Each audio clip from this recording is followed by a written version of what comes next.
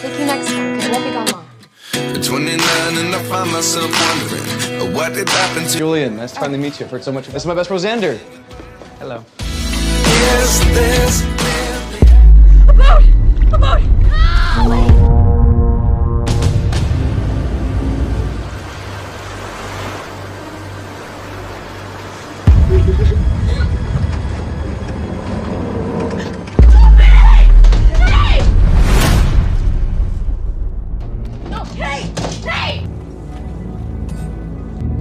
I think they tied him up. Where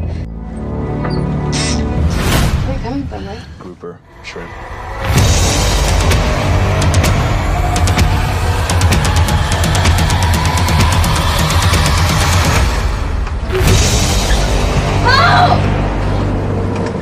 Halo Sobat Movie dimanapun kalian berada. Berjumpa lagi dengan channel Ocha Film yang pastinya selalu setia untuk berbagi alur cerita. Tentunya Mimin akan membahas alur cerita movie yang sangat menarik. Dan kali ini kita akan kupas tuntas cerita movie berjudul Dead Sea 2024. Gimana? Penasaran kan? Yuk simak sampai akhir. Ini dia alur ceritanya. Cerita awal diperlihatkan sosok wanita cantik bernama Kea yang sibuk mengurus rumah tangga.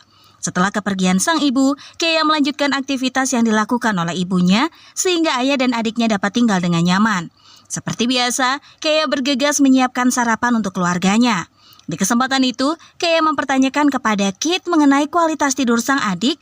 Kit pun menjawab dia bermimpi ibunya menciumnya berulang kali. Lalu Kit menyatakan perasaan rindunya pada sang ibu. Alhasil, Kea turut bersedih karena kenyataan kehilangan ibu mereka adalah hal menyakitkan. Meskipun belum move on dari sang ibu, Kea kelihatan cakap mengurus adiknya. Sehingga Kit tak terlalu kesepian kalaupun ditinggal ibunya. Di kesempatan itu, Kea pun meminta izin pergi dengan sang adik untuk beberapa waktu. Namun Kea berjanji setelah ini akan kembali bermain dengan Kit. Ketika usai mengurus rumah, Kea pun menghampiri sang ayah. Tampaknya ayah sedang memperbaiki kapal perahunya. Ayah tampak begitu menyedihkan. Setelah ibu pergi, ayahnya berubah menjadi murung. Hal tersebut membuat Kea harus bertanggung jawab mengurus keluarganya. Dan segeralah Kea pun pamit kepada ayah untuk menemui Tessa. Sepertinya mereka akan bersenang-senang hari ini. Tak lupa ayah pun memberikan uang saku kepada Kea. Namun sayangnya Kea menolak sebab Kea mengetahui kondisi sulit keluarganya. Tanpa berlangsung lama, Kea bergegas naik mobilnya melanjutkan perjalanan. Tak lama Kea pun sampai ke lokasi pertemuan dengan Tessa. Kedua sohib sungguh bersemangat dan saling melepas rindu. Tiba-tiba Tessa auto kaget sewaktu ayah menelpon. Namun Tessa tak ambil pusing karena ingin menghabiskan waktu bersama Kea. Di kesempatan itu, Tessa pun mengajak Kea mengunjungi temannya sebab mereka akan melakukan perjalanan bersenang-senang. Lalu Kea mempertanyakan kapan dan di mana Tessa bertemu bestinya. Tessa pun menjawab dia mengenal mereka di acara pesta pantai di Lens. Tampaknya Kea agak kaget saat Tessa berciuman dengan sosok pria. Dia merupakan Julian yang saat ini dekat dengan Tessa.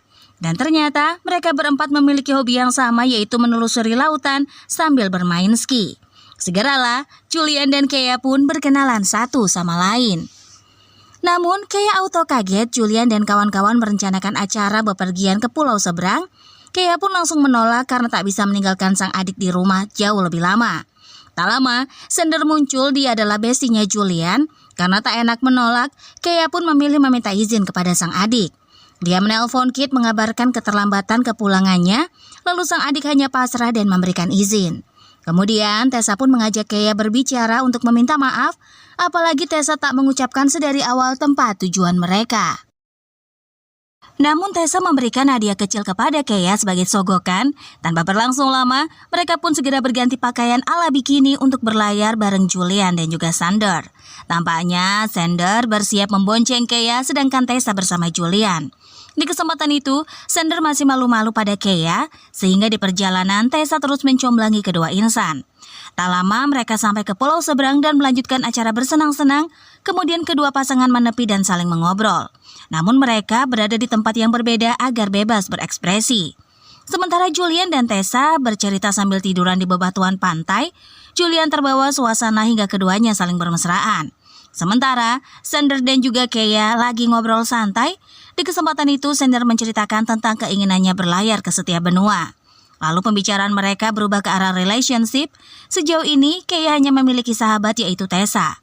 Kemudian Kea pun menceritakan tentang mimpi dan keluarganya. Bahkan Kea mengisahkan keperginya ibunya memberikan dampak buruk bagi ayahnya. Alhasil yang melanjutkan urusan rumah adalah dirinya. Dia bertanggung jawab menjaga adik dan menyiapkan pekerjaan rumah.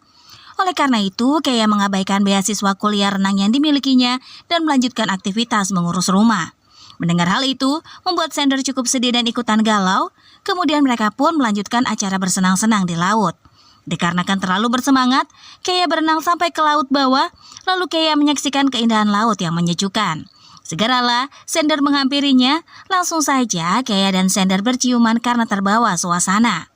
Ketika mereka puas berenang, King Julian pun lanjut naik speedboat menelusuri wilayah laut. Kelihatannya hubungan Sander dan Kea semakin dekat. Oleh karena itu, mereka tambah antusias menjalani acara liburan bersama. Sayangnya Julian terlalu bersemangat sampai mereka jatuh dari speedboat. Alhasil Tessa auto kaget mendapatkan guncangan barusan. Namun yang lebih mengejutkan lagi, Tessa terpisah dengan Julian. Sedangkan speedboat Sander malah menabrak Julian sehingga mereka terhempas ke laut.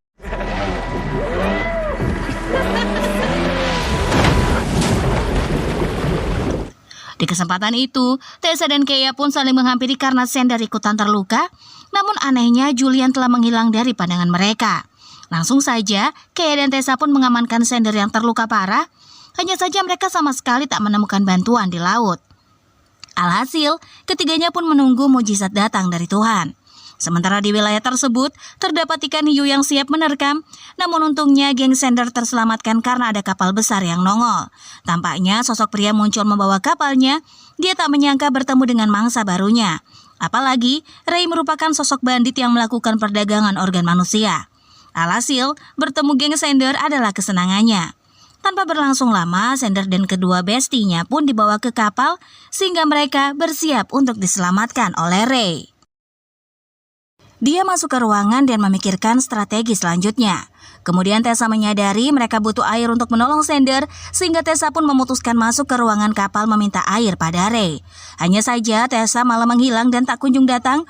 Oleh sebab itu Kea memilih menyusul temannya. Apalagi Kea penasaran apakah Ray telah menelpon bantuan untuk menolong geng Sander. Kemudian Kea segera mencari Sander dan mempertanyakannya. Hanya saja Sander malah menangkap Kea. Dia menyandra Kea dan meletakkannya di lokasi persembunyian. Sepertinya Tessa sudah ada di sana karena teman Kea disandra. Hal tersebut membuat keadaan geng Sander menjadi kacau balau. Apalagi Sander tengah mengalami luka berat pada tubuhnya. Alhasil, Sander tak bisa berbuat banyak hal untuk menyelamatkan hidup. Namun kenyataan Sander belum mengetahui tentang kejahatan Ray. Dikarenakan masih pingsan, Kea belum sadar dari kejadian buruk barusan. Namun tak lama, Kea pun terbangun. Dia syok melihat Tessa juga dikurung. Ternyata, orang yang menolong mereka adalah pria jahat. Hal tersebut membuat keduanya pun setengah mati ketakutan. Bahkan Kea langsung bertindak mencari jalan keluar. Namun sayangnya mereka tak menemukan celah melarikan diri. Makanya, kedua bestianya mampu menangisi nasib mereka sambil saling menguatkan. Paginya, Kea pun mulai memikirkan bagaimana cara melarikan diri. Sedangkan Tessa yang mengalami guncangan hanya dapat menahan sakit di perutnya. Apalagi Tessa sebelumnya terjatuh dari speedboat dengan gerakan yang kuat. Maka Tessa harus diberikan perawatan oleh dokter. Dan tak lama Ray pun muncul untuk memberikan makanan pada kedua wanita. Ray kesal menyaksikan Tessa dan Kea sungguh heboh dan berisik. Apalagi Kea meminta dibiarkan keluar dari kurungan. Hal tersebut membuat Ray marah dan menarik jatah makan mereka. Sehingga Tessa dan Kea pun sungguh menderita mengalami penculikan seperti ini. Alhasil, Kea segera menghampiri Tessa untuk memeluknya, sedangkan Ray melanjutkan aktivitasnya menangkap ikan untuk sarapan. Setelah usai memasak, Ray menyiapkan hidangan masakan yang lezat. Tampaknya Kea kembali dihantui rasa penasaran bagaimana caranya kabur. Sehingga Kea pun menelusuri ruangan demi menemukan celah melarikan diri. Tiba-tiba teman Ray muncul, dia adalah dokter yang akan menyembuhkan luka geng Sander. Lalu mereka memeriksa ke wilayah persembunyian Kea dan Tessa. Tampaknya keduanya sudah ketakutan karena para pria malah masuk ke ruangan. Tessa dipaksa agar mau diobati oleh teman Ray. Apalagi Tessa mengalami guncangan pada perutnya. Tak hanya itu saja, geng Ray berencana untuk menjual para wanita. Lantas Ray melanjutkan urusan dengan bestinya di luar dan membiarkan kedua wanita istirahat. Kemudian mereka pun membicarakan tentang penjualan Tessa dan Kea. Setelah mendengar jumlah uang yang didapat, Ray mulai tenang. Makanya mereka harus menjaga kesehatan para bocah. Sementara itu, Sander malah diperiksa untuk diambil jantungnya demi menolong nyawa pelanggan mereka. Hal tersebut dilakukan secara tak berdosa oleh geng Ray, dan sontak saja baik Kea atau Tessa autosyok menyaksikan kelakuan para bandit itu. Hal tersebut membuat mereka terguncang, nyawa Sander tak dapat terselamatkan. Lalu keduanya saling berpelukan untuk melindungi satu sama lain, alhasil Ray dan bestinya mulai mempacking mayat Sander untuk dibuat ke laut. Lalu dengan bangganya mereka menjadi relawan penyelamatan, padahal Ray dan bestinya mengambil nyawa Sander demi orang lain. Akan tetapi, mereka merasa senang telah menyelamatkan nyawa orang yang membutuhkan. Di kesempatan itu, Ray dan dokter segera mengambil gambar para wanita sebab mereka akan segera diproses untuk dijual. Saat ini, Kea dan Tessa sungguh ketakutan diangkut oleh para pria, lantas Kea pun mencoba untuk kabur, tapi sayangnya Ray menghentikannya. Namun tampaknya hanya Tessa yang diangkut ke atas, lalu Kea dibiarkan tertinggal di dalam. Di tengah kegentingan, Kea mencari cara melarikan diri, walaupun selalu gagal, tetapi Kea tetap berpikir optimis. Tampaknya Tessa akan diangkut dan segera diproses. Kea yang berhasil keluar pun segera bergerak cepat mencari bantuan. Di kesempatan itu, Kea menggunakan telepon untuk menghubungi pertolongan, kemudian Kea pun bergerak mengintip Tessa, sebab sejak tadi Tessa dibawa oleh Ray dan tak kunjung kembali. Kemudian Kea pun mengambil persenjataan yang ditemukan olehnya. Walaupun ketakutan, tapi Kea menginginkan keselamatan Tessa, apalagi Tessa sedang diproses untuk diambil organnya. Sontak saja rekan Ray kaget menyaksikan penyerangan yang dilakukan oleh Kea. Sungguh disayangkan Kea yang tak cukup kuat oleng akibat balasan dari lawannya. Di kesempatan itu, Tessa bergerak cepat mencari pisau dan menyerang musuh, sehingga Tessa dan Kea pun dapat terselamatkan sebelum Ray muncul. Langsung saja, mereka bergegas menemukan jalan keluar, kemudian Ray pun kaget temannya telah mengalami luka parah. Tak tinggal diam, Ray melanjutkan perjalanan membawa senjata untuk menangkap kedua besti. Segeralah mereka berjalan menelusuri laut. Tak hanya itu saja, Kea pun memasangkan pelampung untuk Tessa, sebab Kea sudah biasa berenang dan tak ketakutan seperti Tessa. Alhasil mereka buru-buru melanjutkan acara kabur, sementara Ray menggunakan teropong untuk melihat geng Tessa kabur. Langsung saja, Ray mengambil beberapa barang agar menangkap para bocah yang kabur. Kelihatannya Tessa sudah tak sanggup melarikan diri seperti Kea. Makanya Tessa memutuskan untuk menyerah. Hal tersebut membuat Kea semakin bersemangat mencari bantuan. Di kesempatan itu, Kea berjanji untuk menjemput Tessa kembali bersama, lalu Kea pun buru-buru mencari kapal terdampar. Kemudian Kea memasuki wilayah kapal dengan cepat. Langsung saja Kea menggunakan sistem kapal mendapatkan bantuan Mayday. Kemudian sistem Mayday pun memberikan respon kepada Kea, lalu Kea segera melaporkan bahwasannya temannya membutuhkan bantuan. Kemudian Kea berkomunikasi dengan pihak bantuan, bahkan Kea melaporkan identitas bestinya yang membutuhkan bantuan. Sehingga Kea diberikan petunjuk bagaimana cara mengirim sinyal bantuan. Sontak saja, Kea auto terkejut menemukan komputer yang menunjukkan para korban penjualan. Bahkan tak hanya Kea dan gengnya saja, justru ada lebih banyak orang menderita lainnya yang telah diculik. Kembali Kea pun melanjutkan tugasnya mencari alat sinyal. Ketika sudah menemukannya, Kea bersiap mengikuti instruksi, lalu Kea hanya tinggal membuangnya ke air untuk membunyikan sinyal. Sialnya, keberadaan Kea ditemukan Ray. Hal tersebut membuat Kea auto terkejut dan bersiap melarikan diri.